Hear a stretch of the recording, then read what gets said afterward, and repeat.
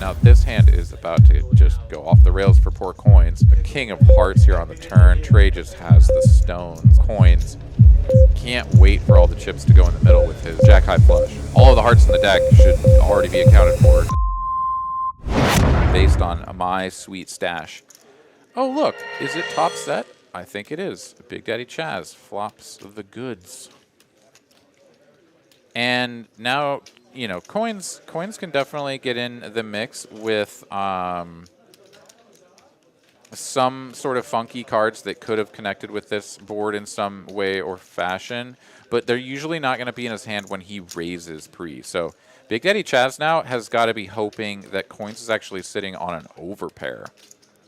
And bets the 250 after Coins checks the flop. When Coins continues, wow, Chaz. Yeah, he doesn't want to scare him off, and he doesn't really have anything to worry about. So he's going to keep it small. 475 here, half pot. Basically just trying to tell Coins, like, no, no, no. Like, you can continue. I want all of your spades to continue. I want certainly all of your overpairs to continue. And Coins is going to come along with King F and high. So setting the price right in the right place. Oh, no. Coins going to make top pair on the end. And that is surely going to get him in trouble because he's about to donk lead out for 1,500. This is a disaster spot for Coins. This is a 3/4 pot size lead. And Chaz, while his like worst nightmare is that Coins just rivered kings full, he just has to go all in. He just has to.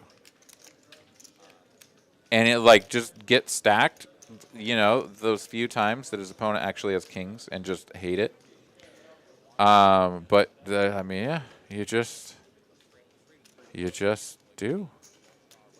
And I mean, I suppose there may be a wager that's sub all in, right? Chaz here, 5.1K effective, pot 3.4K. You put the 1.5 in, it goes to 4.9.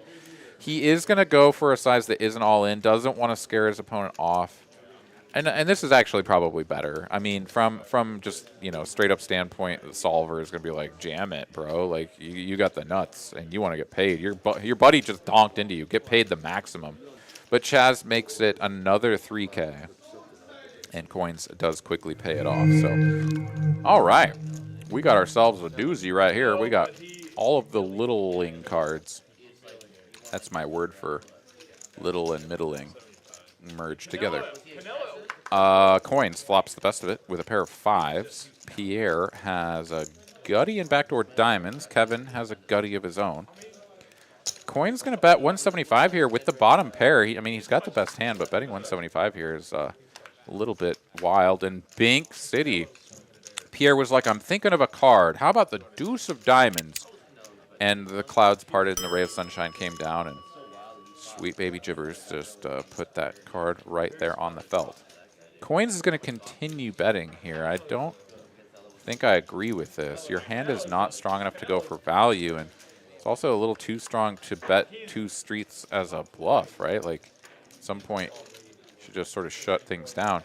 My goodness, Pierre is going to raise to 900, and Coins quickly calls here with just a pair of fives, and he's going to find a really bad river card.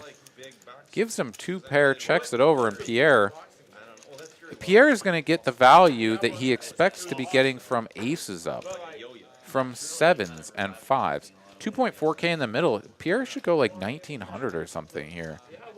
I mean, 2,500 even. Like an overbet would be fine. Yeah, is that? Yeah, he's going to go for the full 25.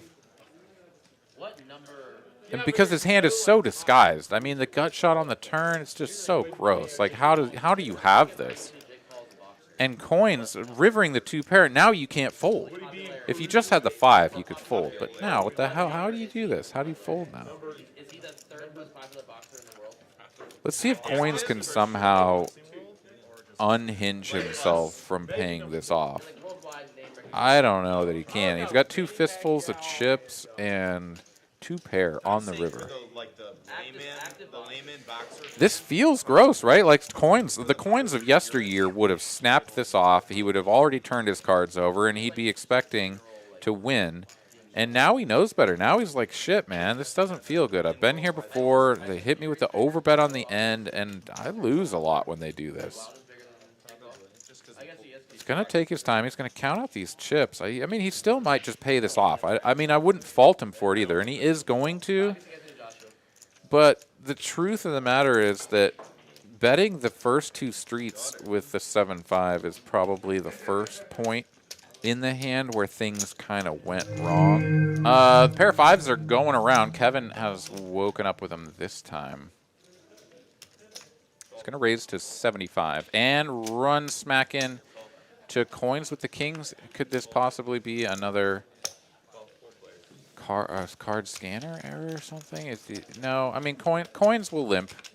Coins will limp these types of hands. And if he did not, in fact, rebuy and does just have the 1.4K, then this kind of makes sense, actually. Of he's going to find a way to get all the chips in here a lot of the time. Flop's top set.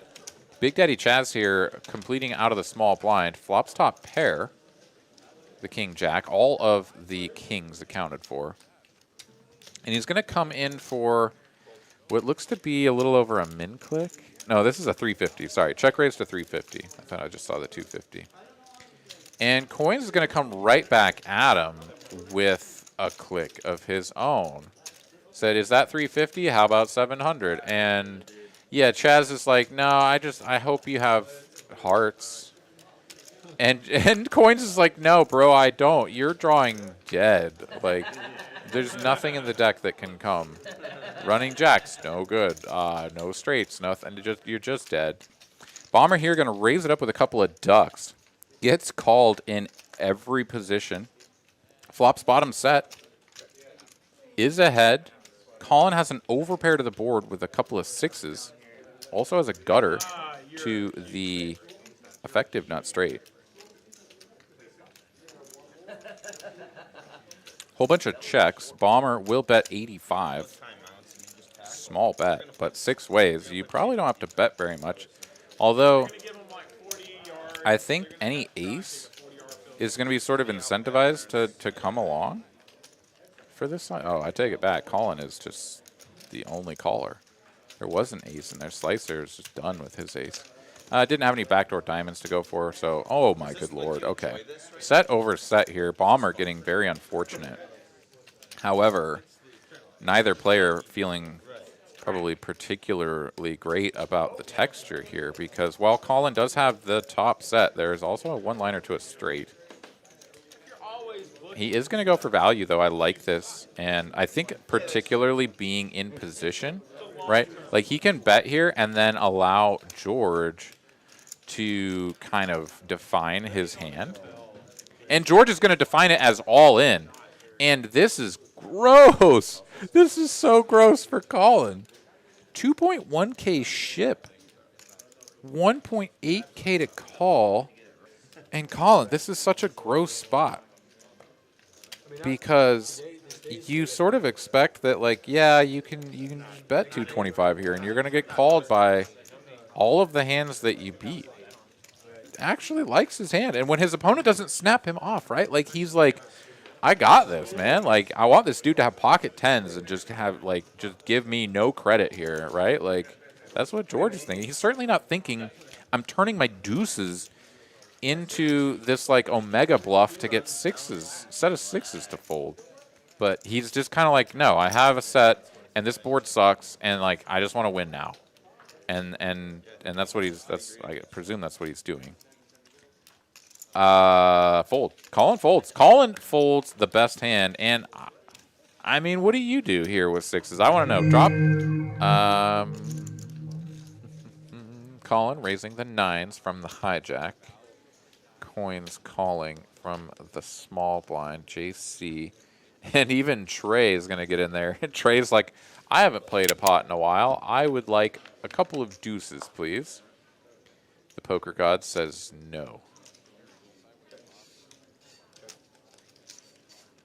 Colin here. Can't love the ace on board. Does check back. Multi-way, I think that's best. You're really just sort of torching your money. If you have the best hand, like, just try to get to showdown, right? Checks to him, and now he's going to bet. The king peels off, and he's like, all right, now's the time to bet. With 2 flush draws out there, imagine that you somehow had a real hand. Yeah, and JC is just going to attack this, and brilliantly so. For small size, he's going to min-click him. He also has sort of telegraphed the fact that his hand is quite marginal with the body language. He is going to put the chips in, and I think JC has literally nothing to be afraid of. There's another ace, which is, of course, brilliant for his particular holding. Now, the board pairing the ace does actually change things. No, maybe I should take this back. If his opponent does have a king, yeah, you should attack the king for a larger size. I'd take it all back. But no, he is going to keep it small. Oh, very good. All right. I think Colin is going to sort of sunk cost fallacy himself here. Of like, there's a couple of flush draws, and like, it was such a small raise, and it's a kind of a small bet, and like, I just have to be right every once in a while, and oh, oops, I lose. King Jack suited here. Big Daddy Chaz out of the big blind, gonna stick in the 3-bet. Slicer had opened the cutoff and is gonna get a little cheeky here and just make the call. Ace King offsuit here. Also not totally unreasonable. These are 2 of the deeper players at the table. And for you to get all of the chips in pre with Ace King, or perhaps face a 5-bet, if you do put in the 4, would be sort of unpleasant. So Slicer just going to play this one in position with a very strong hand. Doesn't pick anything up on this flop, but Chaz checks it over to him. He says, you know what? I can have jacks. I can have kings. I can also have aces and queens and whatever, but like, I'm just not going to attack this board texture. And when Slicer checks back, though, Big Daddy Chaz is technically not capped. He can check here with aces. Say he's got pocket aces with the ace of clubs, pocket kings with the king of clubs, something like that, right? He does not have those holdings, and he is still, though, going to be inclined to bet. And just 600 here, I think Slicer really needs to continue. He took a quick peek at his hand to make sure what his suits were, and is going to make the call. I think this is sort of a slam dunk. A lot of players that are a little bit more unsure of sort of queen of clubs here, actually sort of an interesting card, because Slicer with the king of clubs does block / have the opportunity to potentially represent a strong flush. Would be much better if he had the ace of clubs. But he is now facing a bet of 1.6K into 2.6, so 2/3 pot size bet. Slicer here with just the ace high and the king of clubs has to decide if Chaz is up to no good here.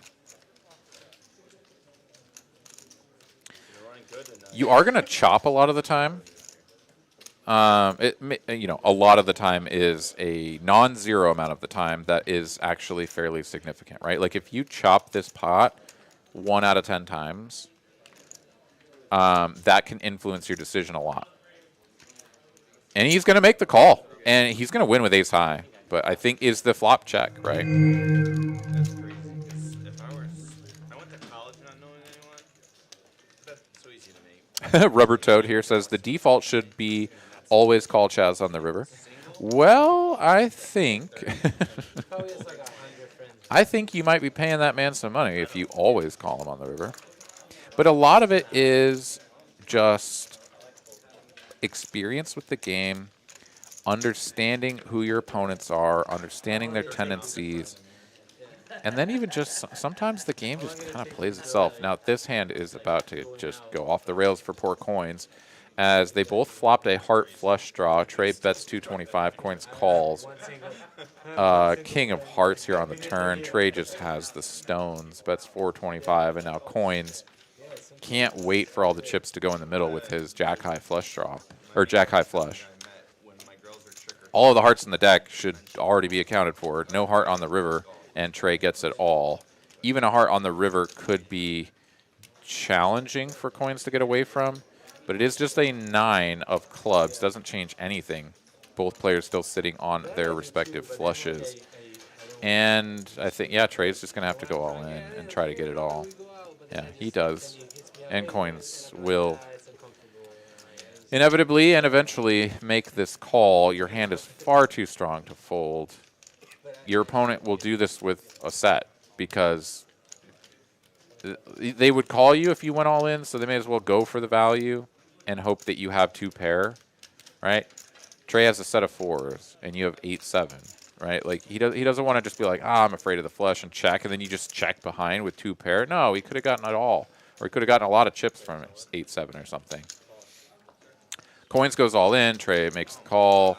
Apparently, the wager was not all in or something for coins, and Trey is going to turn over the nuts. Mr. Coins is going to pack it in. He says, you know what? That's going to do it for me. What do we got going on here? Colin 3-betting the eight queen of diamonds. Queen 8 of diamonds. Slicer, queen 10 of hearts makes the call. Trey on the ace king offsuit, though, with a chuckle, a smile, and a flourish of the hand. Raises to 650. Really starting to darken up. It's time to go catch the carriage ride home. Colin is going to make the call. Colin, man. All right, let's go. Queen 8. You don't 4-bet my queen 8 suited and not get resistance, bro.